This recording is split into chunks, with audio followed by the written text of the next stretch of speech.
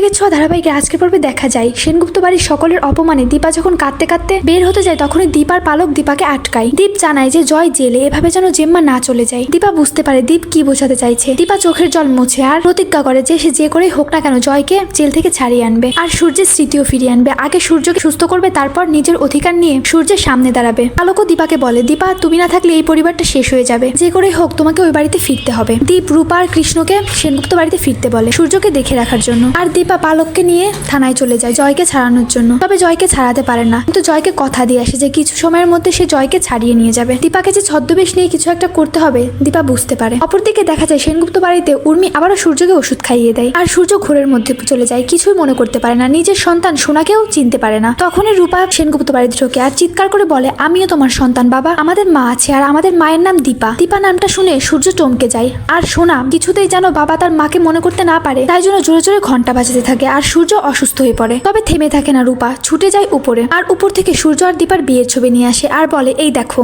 এইটাই দীপা তোমার স্ত্রী, আমাদের মা। সূর্য ছবিটার দিকে তাকিয়ে থাকে আর বলে, দীপা দীপা তাই না, দীপা আমার স্ত্রী, এই জন্যই আমার দীপার নামটা এত মনে পড়ে। একটু আগে আমি দীপাকে দেখেছি, এই চেহারাটা আমার বড্ড চেনা।